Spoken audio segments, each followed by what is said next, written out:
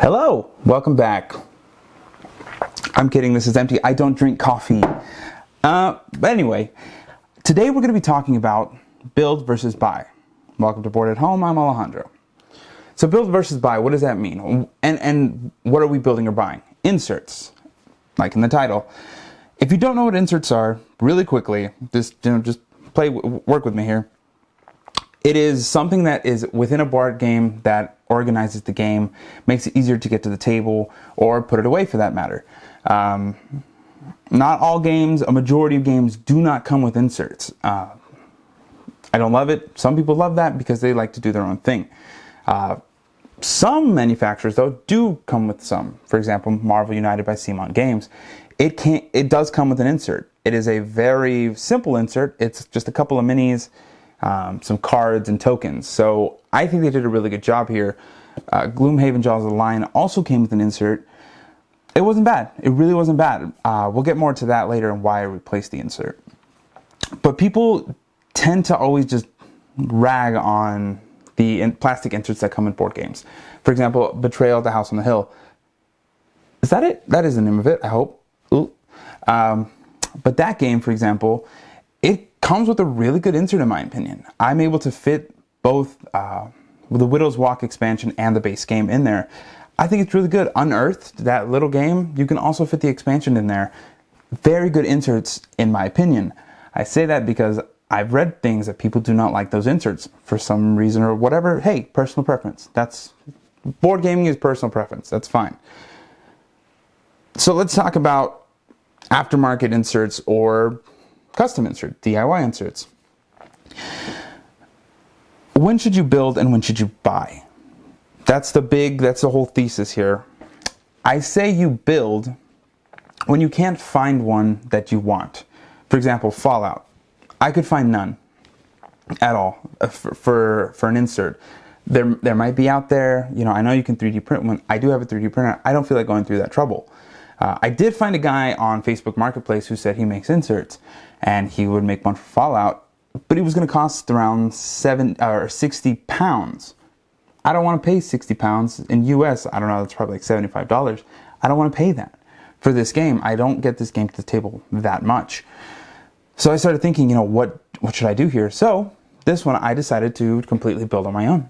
The first one I built was Dark Souls, and that was inspired by Cynically Awesome from his YouTube video that got me into all this thing. So that's maybe when you should build an insert, when you can't find one you want, or if there isn't any, if there's just a lack of product.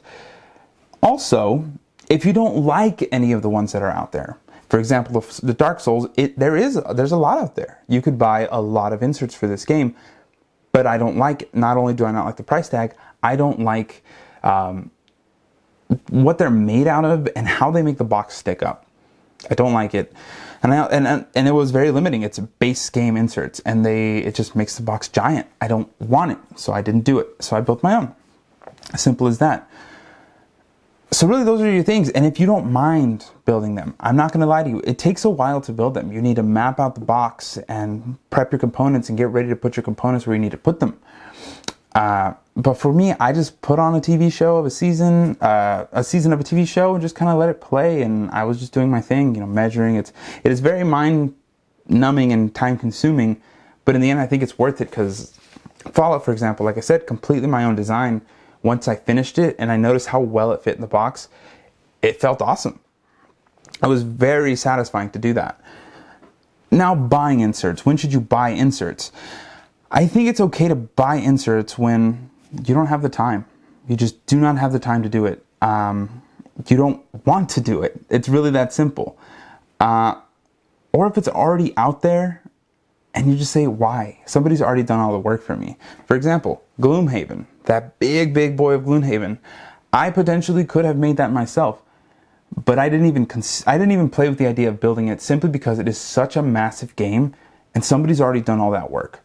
It cost me $60, but I paid that money because I just don't want to do that. I don't want to deal with it. Somebody's already done the work for me. So that's why I went with that. Really, I think those are the main reasons to buy. If you just don't want to do it, don't feel like doing it, and you're not a crafty person and you don't like crafts, I get it. There's still some work to be done. You do need assemble the inserts.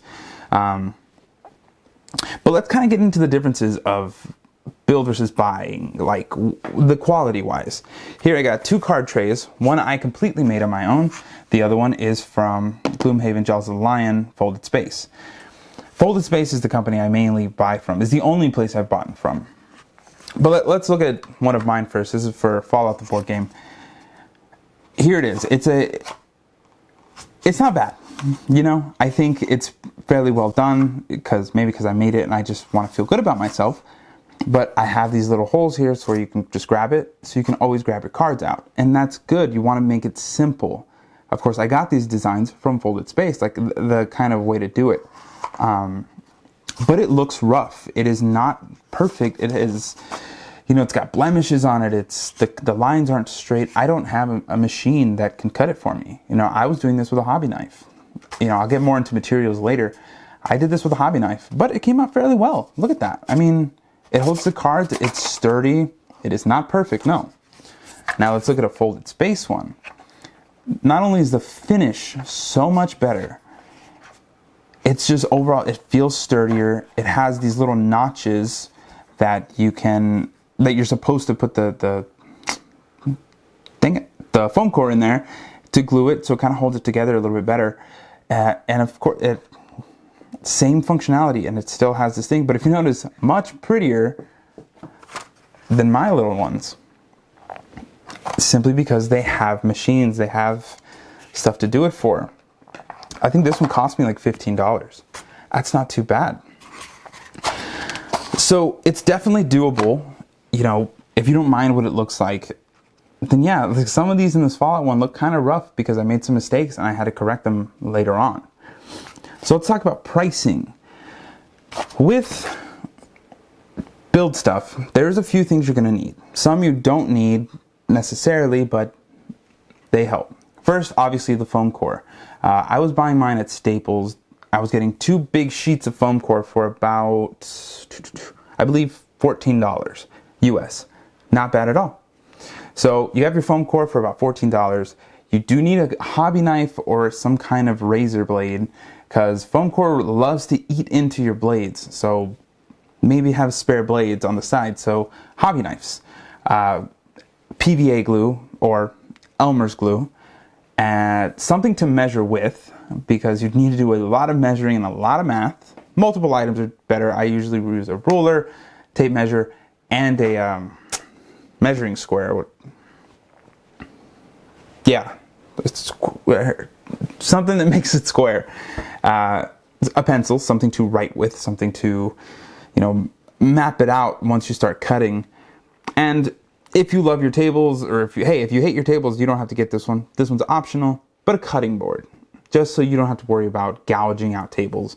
So those are materials. I don't know prices. If you can find deals on these little things, hey, by all means, you know, maybe it is more lucrative to do that. But of course, in the end, the thing that costs the most is the time. You gotta put a lot of time into it. It's gonna take a lot of thinking and a lot of effort and a lot of, heck, Fallout, I started mapping it on a Monday and I didn't even really start cutting until Friday night.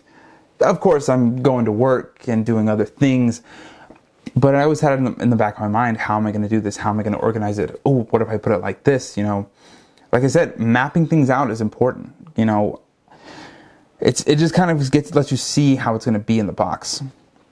So if that all sounds appealing to you, maybe you should build, you know, it's totally doable. But if you don't want to do all that, buy. Buying, Folded Space comes in little sheets and you just kind of punch them out, just like punch boards in board games. You just punch those things out. And then there's a very well-written instructions. Ah, dang, I do have instructions down here. I don't really feel like getting them. So you just kind of put them together. It's like Lego. It's just a Lego sheet. You put them together. I say give them a day just sitting out to dry completely. PVA dries fairly quickly, but you know, if you want to be paranoid like I am, and that's it, you're done. You can finish that in an hour, hour and a half, you know, depending on how quickly you work. So build versus buy. It's not a black and white question. It is oh man, does that seem simple? Is there a lot of components? For example, Mansions of Madness, I did build an insert for that, and there is an insert bifolded space for that.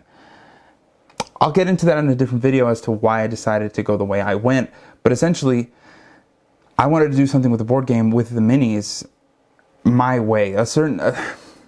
People hate the square bases. If you know anything about the game, they hate the square bases. I actually kind of like them. So I glued my minis to the square bases. So I had to work around that. So if you got to work around, there's just so many variables. Really, I say look into it. Get yourself some foam board. I already had the hobby knife, pencils, rulers, stuff like that because I do other miniature stuff. But really, I say explore. You know, do your own research. Think about it. I'm going to be putting videos. I do not care if you guys take the designs that I decided to make for my board games. Go ahead if it helps you. But this hobby is about experimentation and seeing what you want to do, how you want to do it. So I say give it a shot. That's really it, man. Build or buy, not black and white. So thank you for watching. Board at Home. I'm Alejandro. Please like and subscribe. Share with your friends. Follow us on Instagram. The link's in the bottom. Yeah, that's it. That's the plug.